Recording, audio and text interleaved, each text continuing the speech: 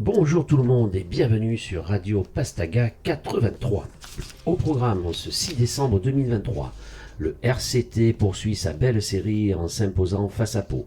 Les autres rencontres du top 14 et le classement du Pastaga mis à jour, place aux Coupes d'Europe, les résultats des équipes locales et 100% de Joubi de retour vendredi à 18h30. Allez, c'est parti pour les infos Val du jour. On commence bien entendu par le RCT, certainement pas le match le plus abouti de ces derniers temps, mais sincèrement ce groupe commence vraiment à être intéressant. Des rafales, des bourrasques pour les deux équipes bien entendu empêchèrent de voir le jeu se développer correctement, même si Enzo Hervé des grands jours avait montré la voie en scorant 2 fois en début de match. Pau, étouffé durant les 20 premières minutes, a montré que son début de saison n'était pas dû au hasard en revenant dans la partie, avant qu'en toute fin de mi-temps nous plantions un nouvel essai qui fera un bien fou. Le retour des vestiaires voyait une solidarité des Toulonnais acculés sur leur ligne et qui ne cédaient qu'une seule fois. Vient alors cette fin de match où Villiers, gourmand mais comme il marque, on s'en fout, et Abadi sur le gong offrait au public un précieux point de bonus offensif. Preuve qu'il se passe un truc dans cette équipe. Une parenthèse européenne arrive désormais avant que le RCT, deuxième au classement derrière le Racing, ne rende visite au stade toulousain sans aucune pression si ce n'est celle d'envoyer du jeu. On va passer maintenant aux résultats des autres rencontres de cette 9e journée. Bayonne vient à bout de Montpellier, 34-19, et plonge leur adversaire d'un jour un peu plus dans le doute. Il est fort probable que la parenthèse européenne leur fasse le plus grand bien. Oyonnax s'incline sur le fil sur sa pelouse 29-23 face à Bordeaux, sur un essai casquette comme on dit. Mais attention à Bordeaux qui avec Penaud devient un grand cru. Castres solide à la piole face à Lyon, victoire 29-14. La Rochelle respire un peu mieux même si la victoire a été longue à se dessiner face à Perpignan. Au final, victoire quand même 35-6. Clermont a résisté au retour du Racing qui vient mourir à 5 points en Auvergne, victoire des Jaunards 23-18. Enfin, pour clôturer cette 9e journée, nous avons eu droit à un rendez-vous musclé entre le Stade Français et Toulouse. Au final, Paris l'emporte 27-12 et on a vu un Toulouse loin de son niveau.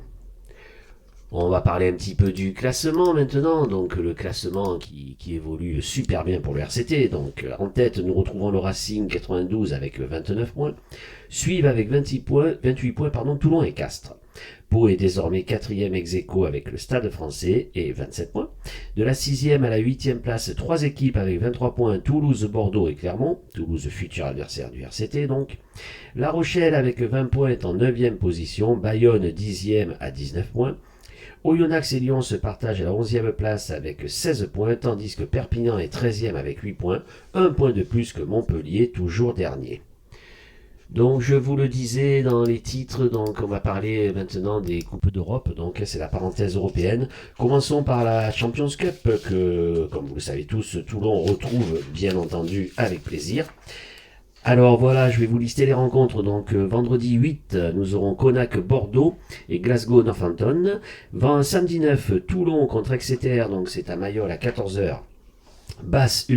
Ulster, Toulouse contre Cardiff, les Blue Bulls contre les Saracens, le Munster contre Bayonne et Bristol face à Lyon.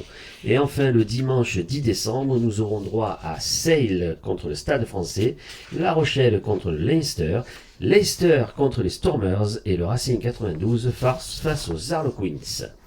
Il y aura également donc ce week-end de la Challenge Cup, donc c'est quelques rencontres également très intéressantes en Challenge Cup. On va avoir donc vendredi 8 Clermont contre Édimbourg, c'est à 21h. Le samedi 9 Black Lion contre Gloucester, les Zèbres de Parme contre les Cheetahs, Castres jouera contre Clanekey et les Scarlets. Les Sharks seront opposés à Pau, les Ospreys recevront Trévise. Et enfin, les Dragons de Newport recevront Oyonnax. Le dimanche 10, on aura Perpignan qui accueillera les Lions à 14h et Montpellier à 16h15 se déplacera à Newcastle. Voilà, donc on suivra un petit peu cette parenthèse européenne avec la plus grande attention et bien entendu, nous y reviendrons. Parlons un petit peu du Pastaga et du classement. Ça bouge un peu au classement pour le top 14. Chris de Faye 83 est toujours en tête avec 80 points, mais cette fois-ci on retrouve Shan 83 en seconde position avec 78 points et Marco Pixie en troisième position avec 76 points. Je vous laisse regarder à l'écran le classement, mais tout est serré car comme vous pouvez le voir, entre le 3e Marco Pixie et le 15e Klaus, il n'y a que 7 points d'écart. Pensez à vous inscrire au Pastaga Champions Cup et Challenge Cup, on ne sait jamais, à mon avis, il va y avoir des points à gagner, qui sait. On va parler un petit peu des équipes locales désormais, quelques résultats. Donc commençons par Pierrefeu qui s'incline sur sa pelouse 22-16 face à les Reims. Nous aurons l'occasion d'en discuter non seulement avec Joubi dans l'émission 100% Joubi, mais également avec l'entraîneur des Avants de l'Érens que j'aurai en interview ce vendredi. Je vous la diffuserai dans le week-end. Voilà, donc sinon, mis à part Pierrefeu, donc qui, espérons-le, le prochain match va se rattraper. Donc on avait d'autres équipes locales qui étaient sur les terrains.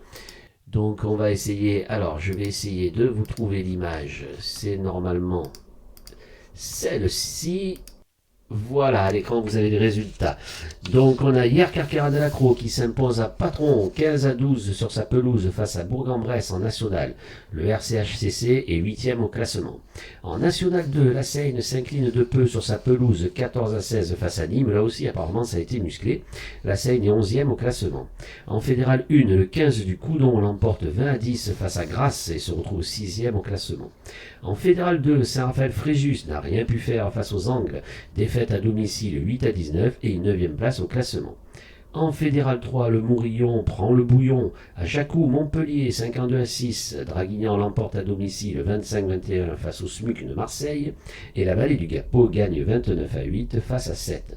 Au classement, Draguignan est 3e, le Mourillon 5e et la Vallée du Gapot 8e. Et enfin, pour terminer ce tour des équipes locales, en Réchelle Espoir Élite, Toulon s'incline 29-8 à Montpellier et se retrouve 7e au classement. Voilà, chers amis, donc les infos valent du jour donc sont maintenant terminées. Je vous rappelle que vendredi à 18h30, donc vous retrouvez sur Radio Pastaga 83 100% de Joubi avec en invité le Piaf. Nous reviendrons bien entendu sur toute l'actu rugby du moment. On aura également, je vous la diffuserai dans le week-end, l'interview de l'entraîneur des Avants de l'Érens qui est venu battre Pierrefeu sur sa pelouse 22-16, on en a parlé.